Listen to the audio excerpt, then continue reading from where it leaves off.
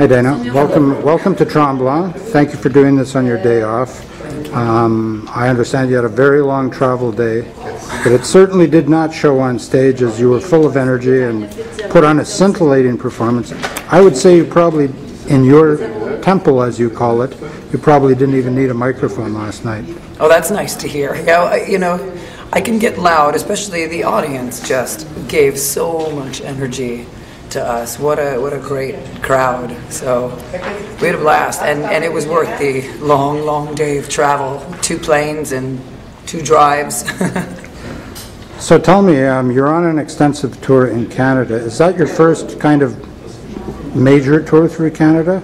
It is. Well, actually, last year we came in the summer and we played the Ottawa Fest, which we're doing again the day after tomorrow, or tomorrow. And we played London and Windsor, but that was it. So, yeah, we're hitting a lot more places this time, and it's our first time here in Mont-Tremblant, and it was our first time in Thunder Bay 2 days ago. So, a couple more shows and then off to Europe. So, at what age did you really start singing and think to yourself, you know what, this is what I want to do? I think as soon as I could open my mouth, I knew. I'm the youngest of 6 kids, and my oldest brother and sister had a band, and there was always music being played through the house, and everybody was always singing and jamming, and I pretty much knew right away that I just loved it. I loved, just expressing myself that way, and I did it in church a bit, and then I got out of that scene just because I didn't really believe in organized religion, but I learned so much from the gospel singers. So. Yeah. And when did you turn professional, as it were? What age?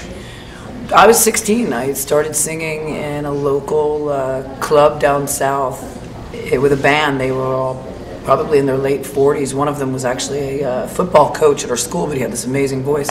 And they had a pretty popular band around town. My sister had sung with them years prior. So I went in and auditioned, and no one knew my age. I was already 6 feet tall. I put on some stilettos, a mini skirt, and went in and auditioned. And then they found out I was underage afterwards and got permission from my parents. And that was really a start. I did that off and on for a few years until I was like, I got to get out of here at 19 and came to New York. And how did you land the role, the Janus role, on the off-Broadway production? How did that come about for you? Really by playing around town, playing around New York City. A lot of the guys in the band from the show knew me from the local scene, and they'd kept, I guess, giving my name, and finally the director reached out and said, we keep hearing about you, would you come down and audition? And I at first was just signing with a label, an independent label, and wanted to go on tour. I had never had the tour experience yet. And at first I said no, I'm not really interested in getting stuck in New York right now.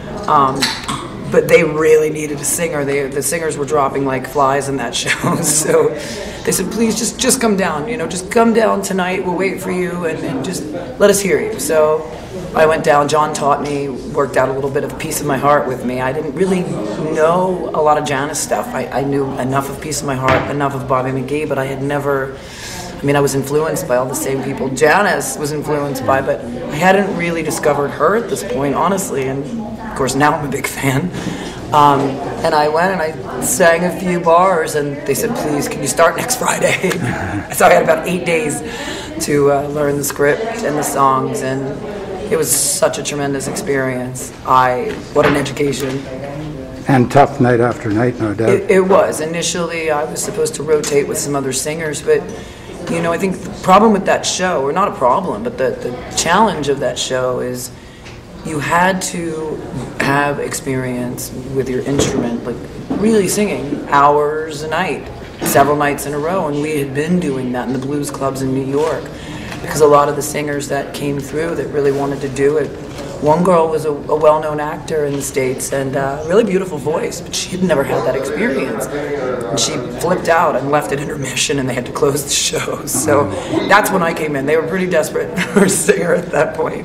Is that the same production that our Canadian Sass Jordan was in at one point in time? Absolutely. Sass came in the last, I think, month of the show, and she and I were rotating. What a lovely woman. Yeah, she's a great singer. Yeah, she lives about 10 minutes from me in Ontario. Anyway. Oh, you're kidding? No. Do you know her? Yeah, I know her a bit from the old days when she used to be in a little bar band, but anyways. Wow, yeah, what a great singer. So did that, is it that was the springboard for you landing a role in Across the Universe, or was that by chance, or how did that one come about? It was interesting because Julie Taymor was looking for, she said, a strong singer, you know, with a raspy voice for something entirely unrelated to Across the Universe. Love Janus had already closed, but the producer gave her my name. And unbeknownst to me, she came to a show. I had just an acoustic show with my guitarist John that night downtown in the Village. The next day I got an email that Julie wanted to meet me. And I went in and she asked me to sing this demo for something entirely different. It was the goddess of death and destruction, Ma Kali. And when we were doing that, she was laughing and she said, I like the way you move when you sing. She said I reminded her of Joe Cocker. And she asked if I could act, and I said, yeah, well, I did the Janus thing, which is how she got my name, and she said, you might hear from me.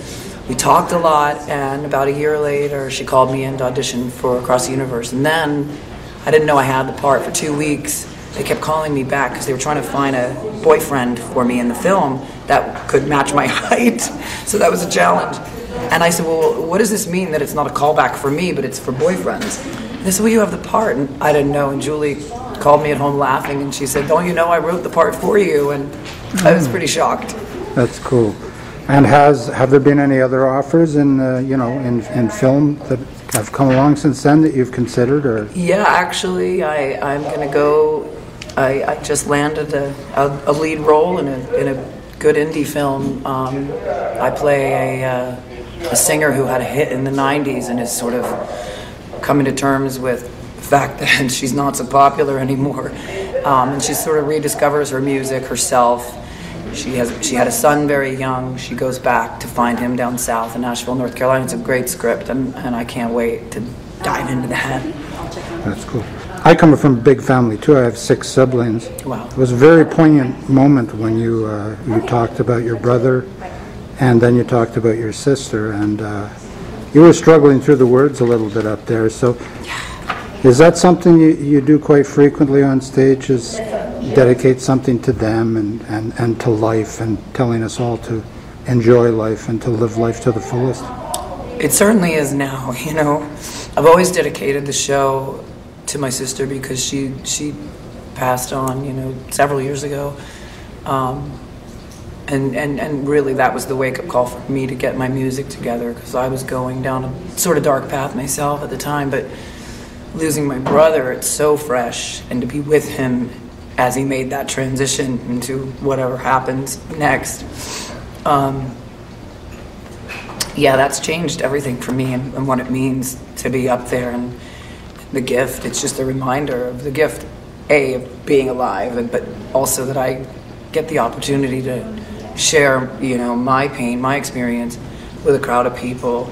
And then afterwards, that's almost the best part, is the meet and greet after, when people tell me their stories, you know, and because we're all going through shit, and we all always will, and we can just sort of share that with each other, lean on each other. It's such a gift. That occasion that you referenced, singing with him one last time down south, was that captured for posterity, so you have something to remember him by? Yeah, my brother had his wife videoed it. We were all sitting around this piano. We were at a hotel celebrating his birthday. I took him down because the rest of our family is there, one in South Carolina, but we all converged in Florida where my parents and other brothers live, and we threw him a big birthday party, and we took this hotel over, and they had a piano bar, and he sang at first with the band, and we captured that, but then the hotel, they knew the story. They were amazing, and we were up until 4 in the morning taking turns on the piano, the drums and guitars, and just everybody swapping instruments and singing and playing. I mean, it was just a beautiful, beautiful moment. You mentioned you're off to Europe soon. Mm-hmm. You do seem to spend a lot of time in Europe. I know your record label is based in Europe. Yeah. So what percentage of your sales and what percentage of your touring is Europe, actually?